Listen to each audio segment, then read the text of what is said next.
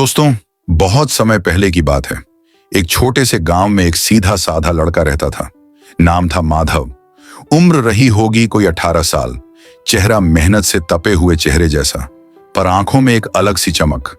वह गरीब परिवार का था, लेकिन हालात के आगे कभी झुका नहीं। माधव के पिता गंभीर बीमारी से पीड़ित थे। बिस्तर पकड़ लिया था उन्होंने। मां खेतों में मजदूरी करके जो कुछ मिल जाता उसे दाल रोटी का जुगाड़ करती। घर की दीवारें पुरानी थीं, छत से बारिश में टपकती बूंदें और जमीन पर टूटी छटाइयां। यही था उनका संसार। माधव की एक छोटी बहन भी थी, गौरी, जो गांव के सरकारी स्कूल में 8वीं कक्षा में पढ़ती थी। पढ़ाई में तेज थी, पर उसकी आंखों में भी दर्द था। मां की थकी हारी सांसों का, पिता की दवा की कीमतों का, और शायद अपने भविष्य का भी। घर का एकमात्र सहारा अब माधव ही था। दिन भर किसी के खेत में मजदूरी करता, कभी ईंट ढोता, कभी बोरवेल खुदाई में मदद करता। मां का कहना था, बेटा तू ही मेरी आखिरी उम्मीद है। लेकिन कई बार जब रात को घर में दिया भी बुझने लगता, तब माधव चुपचाप गांव की चौपाल चला जाता। अंधेरे में बैठकर चांदनी को देखता और सोचता, क्या वाकई मेरी जिंदगी ऐसे ही गुजर जाएगी? क्या बापू का इलाज कभी नहीं हो पाएगा? और बहन की पढ़ाई? ऐसी ही एक रात थी। चुपचाप बैठा था माधव चौपाल पर, गहरी सोच में डूबा हुआ। तभी एक धीमी सी आवाज आई, क्यों रे माधव, अकेले काहे बैठा है इतना चुपचाप? माधव ने सिर उठाकर देखा। चंपक चाचा, गांव के सबसे बुजुर्ग लेकिन सबसे समझदार इंसान, खड़े थे। लोगों का कहना था कि उन्होंने जिंदगी को बहुत नजदीक से देखा है। माधव बोला, चाचा, आप तो जानते हैं घर की हालत खराब है।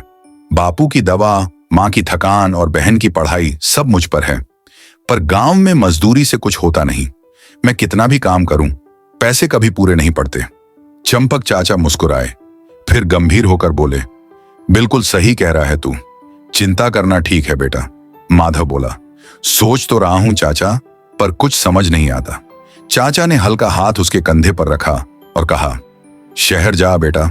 गांव के बाहर जो छोटा शहर है, वहां कुछ तो मिल ही जाएगा। तू मेहनती है, कुछ भी करेगा तो कुछ न कुछ बन ही जाएगा। माधव ने सवाल किया, पर चाचा, वहां जाकर करूंगा क्या? कोई जानता भी नहीं। चाचा मुस्कुराए और बोले, अरे पगले, जो रास्तों पर चलते हैं वही आगे बढ़ते हैं। एक बार कोशिश करके देख। कोई काम छोटा बड़ा नहीं होता।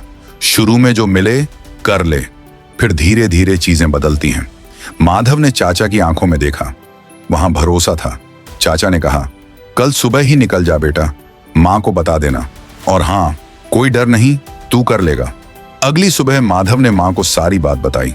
मां चुप रही कुछ पल, फिर हाथ जोड़कर बोली, जा बेटा, तू ही मेरी उम्मीद है। जो भी करेगा परिवार के लिए ही करेगा। मेरा आशीर्वाद हमेशा तेरे साथ है। गौरी ने भी चुपचाप उसे देखा, आंखों में सवाल और आशा दोनों। माधव ने पुरानी सी एक पोटली बांधी, मां के बनाए 2 सूखे पराठे रखे और पैदल ही निकल पड़ा उस छोटे शहर की ओर। शहर कोई बहुत बड़ा नहीं था, लेकिन गांव से तो कई गुना तेज था। लोग जल्दी चलते, बातें जल्दी करते। हर जगह भीड़ थी, दुकानों में, गलियों में, बस स्टैंड पर काम नहीं था। माधव ने पूरे दिन दुकानों, ढाबों, होटल्स में पूछा, भैया काम मिलेगा? कुछ भी चलेगा। पर हर जगह से एक ही जवाब मिला, नहीं, अभी नहीं चाहिए। दिन ढल गया। पोटली के पराठे खा लिए थे, जेब में कुछ बचे खुचे पैसे थे, लेकिन रात गुजारने की जगह नहीं। चलते चलते बस स्टैंड पहुंच गया, जहां अब सिर्फ 2-3 बसें खड़ी थीं। वहीं एक साइकिल रिक्शा वाला खड़ा था, जैसे कुछ सोच रहा हो। माधव धीरे से उसके पास गया और पूछा, भैया, क्या मैं इस शेड के नीचे रात गुजार सकता हूं? कोई जगह नहीं है मेरे पास। आदमी चौकन्ना होकर बोला, तू कौन है भाई? माधव ने सारा हाल बताया। गांव से आया हूं, काम की तलाश में हूं। रिक्शा वाला थोड़ी देर चुप रहा, फिर बोला, देख भाई, ये छोटा शहर है, काम है, पर इतना नहीं कि हर किसी को मिल जाए। पर तू चाहे तो एक काम कर सकता है। माधव की आंखों में उम्मीद चमकने लगी। रिक्शा वाला बोला, साइकिल चलानी आती है तो मैं तुझे कल एक सेठ के पास ले जाऊंगा जो रिक्शा किराए पर देता है।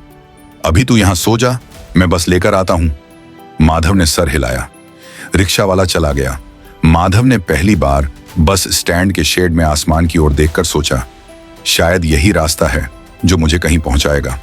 सुबह उठते ही देखा वही रिक्शा वाला एक कप चाय लेकर आया। बोला, लो भाई, चाय पियो और चलो मेरे साथ, आज तुझे तुम्हारा पहला काम मिलेगा। माधव ने चाय पी और साथ चल पड़ा। थोड़ी देर बाद वे एक छोटी सी दुकान पर पहुंचे जहां कई रिक्शे खड़े थे। सेठ जी थोड़े सख्त मिजाज के लग रहे थे, पर जब रिक्शा वाले ने उसकी गारंटी ली तो उन्होंने माधव को एक रिक्शा दे दिया किराए पर। हर दिन 20 रुपए किराया, बाकी जो कमाओ तुम्हारा। रिक्शा ठीक से चला, ना टूटे तो जिम्मेदारी तेरी। माधव ने पहली बार एक नई जिम्मेदारी अपने हाथों में ली थी। उस दिन से वह अब रिक्शावाचक बन गया। दिन भर शहर में सवारी ढूंढता, छोटे बड़े रास्तों से लोगों को उनके गंतव्य पर पहुंचाता। रात को वही शेड, वही रिक्शा उसकी नींद का बिस्तर बनता। ना कोई शिकायत, ना कोई बहाना, बस मेहनत, ईमानदारी और उम्मीद का रास्ता। अब कुछ हफ्ते हो चुके थे। माधव शहर में रिक्शा चला रहा था, दिन भर पसीने से भीगता और रात को वहीं बस स्टैंड का शेड और उसकी रिक्शा ही बिस्तर बन जाती। उसने अपनी जिंदगी को नए ढंग से ढाल लिया था। हर सुबह उठना, बस स्टैंड के पास लगे नल से नहाना, वही 2 जोड़ी कपड़े, एक पहनना और एक धोकर सुखाना। दिन भर काम, फिर रिक्शा का किराया चुकाकर जो कुछ बचता, थोड़ा अपने लिए और थोड़ा घर भेजने के लिए। गांव से कोई आता तो वह उनके हाथों पैसे मां को भिजवा देता। अब उसके भीतर थोड़ा आत्मविश्वास आने लगा था। धीरे धीरे कई सवारी उसे पहचानने लगी थी। अरे, वो सीधा सच्चा लड़का जो हमेशा मेहनत से रिक्शा चलाता है। एक दिन शाम के वक्त माधव रोज की तरह रिक्शा लेकर शहर की गलियों में सवारी ढूंढ रहा था। अचानक उसे एक परिचित चेहरा बस स्टैंड पर दिखा। गांव का ही एक आदमी जो किसी काम से शहर आया था। उसने माधव को आवाज दी। अरे माधव, रुक गया। आदमी ने बताया, भाई जल्दी गांव चलना पड़ेगा, लेकिन एक बात कहनी है, तेरे पिताजी की तबीयत अब बहुत ज्यादा खराब हो गई है। डॉक्टर ने कहा है अब समय नहीं बचा, कभी भी कुछ हो सकता है। इतना कहकर वह आदमी बस में बैठ गया। माधव वहीं रुक गया। उसकी आंखों के सामने पिता का चेहरा घूम गया। मां की झुकी पीठ और बहन की मासूम सूरत दिल बैठने लगी। खुद से सवाल करने लगा, क्या मैं सब छोड़कर लौट जाऊं? लेकिन अभी तो कमाना शुरू किया है, इवाज कैसे होगा फिर? रात का अंधेरा गहराने लगा। तेज बारिश शुरू हो गई थी। बस स्टैंड पर भीड़ छट चुकी थी। वह वाला भाई जो रोज रात को काम करता था, आज नहीं आया था। माधव अकेला था। शेड के नीचे अपनी रिक्शा पर बैठा भीगता जा रहा था, लेकिन भीतर का तूफान उससे भी ज्यादा गीला था। उसी वक्त एक तेज ब्रेक की आवाज आई। एक बस स्टैंड पर रुकी। बस से एक आदमी उतरा, हाथ में बैग था और तेजी से भागते हुए बोला, भाई, ओ भाई, जल्दी आओ, भीग जाऊंगा, मुझे अस्पताल जाना है। माधव फौरन अपनी रिक्शा लेकर दौड़ा और उस आदमी को बैठाया। बारिश में भीगते हुए फिसलन भरी सड़कों से होता हुआ माधव पूरे जोर से पैडल मारता रहा। आदमी बार बार घड़ी देखता, बेचैन था। अस्पताल पहुंचते ही वह आदमी फौरन अंदर भागा। कहा, मेरे बेटे का ऑपरेशन है, सिर्फ यही चंद मिनट बचे हैं, नहीं पहुंचता तो सब खत्म हो जाता। कुछ देर बाद वही आदमी बाहर आया। सांसें तेज थीं, हाथ में पानी की बोतल और एक लिफाफा। उसने माधव को पैसे दिए और कहा, तुमने मेरी जिंदगी की सबसे कीमती चीज बचा ली। अगर तुम समय पर ना पहुंचाते तो मेरा बेटा आज जिंदा ना होता। माधव की आंखों में अपने पिता का चेहरा फिर घूम गया। आंखें भीग गई, शब्द नहीं निकले। वह आदमी रुक गया, गौर से देखा और पूछा, तुम्हारी आंखें नम क्यों हैं? माधव ने धीमी आवाज में सब कुछ बता दिया। मैं गांव से हूं, घर की हालत खराब है, पिता बीमार हैं, मां खेतों में मजदूरी करती हैं, मैं रिक्शा चलाकर घर चला रहा हूं। आदमी कुछ देर चुप रहा, फिर बोला, तुम सचमुच बहुत ईमानदार और मेहनती हो। मेरा नाम है विनोद अग्रवाल। यहीं इसी शहर में मेरी कपड़ों की दुकान है। आज मैं बड़े शहर से पैसे लाया था अपने बेटे के ऑपरेशन के लिए। तुम ना होते तो मैं नहीं जानता क्या होता। मैं तुम्हारी मदद जरूर करूंगा। कल सुबह मेरी दुकान पर आ जाना। मैं तुम्हें एक नौकरी दूंगा, पक्की नौकरी। काम छोटा होगा पर भविष्य बड़ा बनेगा। फिर उसने काम पर पता लिखा और कहा, ये लो पता, सुबह आ जाना। आज तुम मेरे लिए फरिश्ता बनकर आए हो।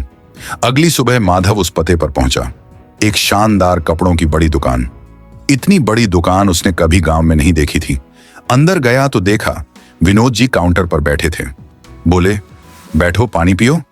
माधव थोड़ा झिझका, फिर धीरे से बोला, सेठ जी, जो काम आप कहें मैं करूंगा, बस सच्चे मन से मेहनत करूंगा। सेठ जी ने कहा, देखो माधव, काम बहुत आसान है। मेरी दुकान के कपड़े जो बड़े शहर से आते हैं, उन्हें लाने के लिए एक भरोसेमंद आदमी चाहिए।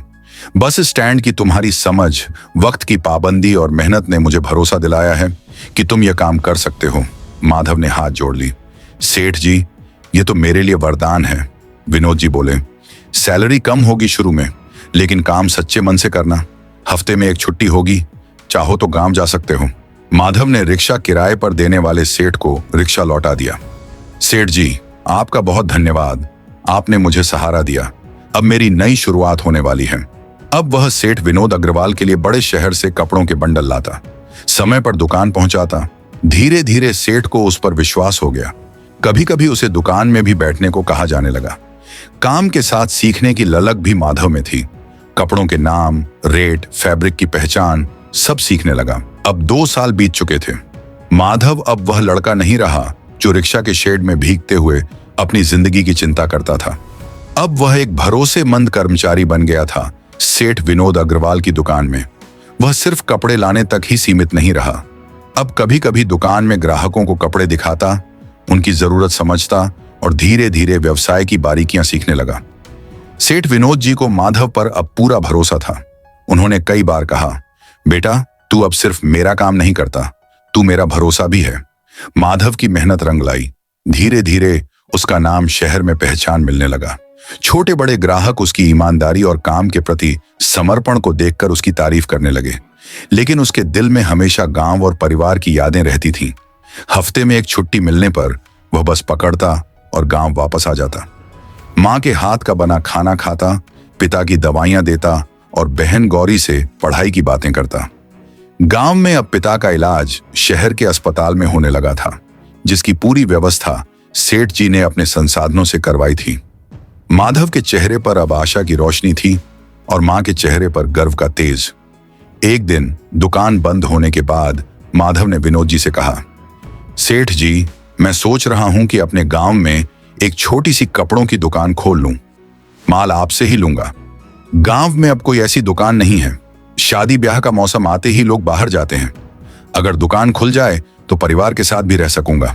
विनोद जी कुछ देर चुप रहे, फिर मुस्कुराए और बोले, तू तो मेरा ही लड़का है, यह भी कोई पूछने की बात है। तुझे कितना भी माल चाहिए मैं दूंगा, और कोई दिक्कत आए तो मुझे बताना। माधव की आंखें नम हो गईं। सेठ जी, आपने जो मेरे लिए किया वह मैं कभी नहीं भूलूंगा। अब सब तय हो चुका था। माधव ने गांव जाकर एक छोटा सा किराए का दुकान लिया। सेठ जी ने कपड़ों का माल भिजवाया, साड़ियां, कुर्ते, शर्ट, बच्चों के कपड़े, सब कुछ। गांव के लोगों ने पहली बार इतनी चीजें एक ही दुकान में देखी। लोग कहने लगे, अरे यह तो वही माधव है ना जो शहर में काम करने गया था, अब तो दुकान खोल दी। चंपक चाचा भी दुकान पर आए, मुस्कुराए और बोले, वाह बेटा, आखिर तूने कर ही दिखाया।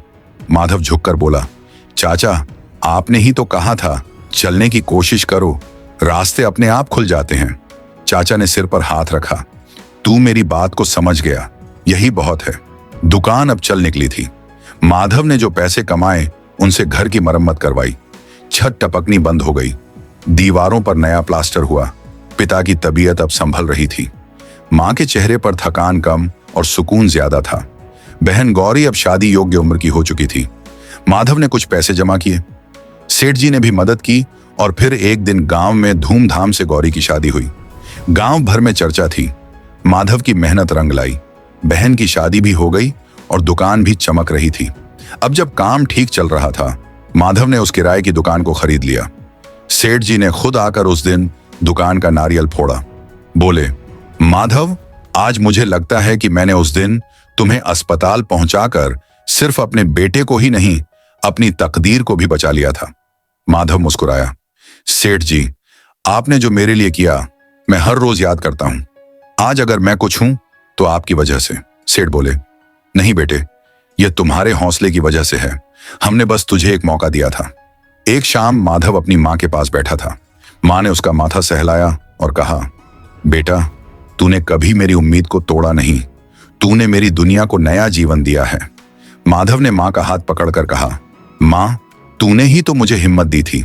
तेरे आशीर्वाद के बिना तो मैं आज भी उस चौपाल पर बैठा अपनी किस्मत को कोस रहा होता। मां की आंखों से आंसू बह निकले, लेकिन उन आंसुओं में अब दुख नहीं, गर्व था। बाहर से आती हल्की हवा में जैसे पूरा घर मुस्कुरा उठा। थोड़ी देर बाद गौरी भी आ गई। बोली, भैया, आज हमारे गांव में सब लोग तुम्हारा नाम ले रहे हैं। कहते हैं कि मेहनत और सच्चाई का दूसरा नाम माधव है। माधव हंस पड़ा। गांव वालों को कहना, ये सब तुम्हारे भैया ने नहीं, तुम्हारी मां के संस्कारों ने किया है। शाम का वक्त था। दुकान के बाहर टिमटिमाती रोशनी में माधव बैठा था। सामने से चंपक चाचा धीरे धीरे चलते आए। बोले, क्या कहा था मैंने बेटा, जो रास्ते पर चलने की हिम्मत रखता है मंजिल उसी की होती है। माधव उठकर उनके पांव छूने लगा। बोला, चाचा, अगर उस रात आप मुझे न रोकते तो शायद मैं आज यहां ना होता। चंपक चाचा मुस्कुराए। अब तू दूसरों के लिए वही चाचा बन जो राह दिखाए। माधव ने आसमान की ओर देखा, वही आसमान जिसके नीचे उसने कभी अपने सपने देखे थे। पर आज उन सपनों में हकीकत की चमकहन थी। धीरे धीरे हवा चली, मंदिर की घंटी बजी और माधव के चेहरे पर सुकून उतर आया। कहानी यहीं पूरी नहीं हुई, बल्कि यहीं से एक नए अध्याय की शुरुआत हुई थी। मेहनत, उम्मीद और भरोसे की। जो सपने आपको आगे बढ़ाते हैं, उन्हें उड़ान देने के लिए सोच उड़ान सब्सक्राइब करें।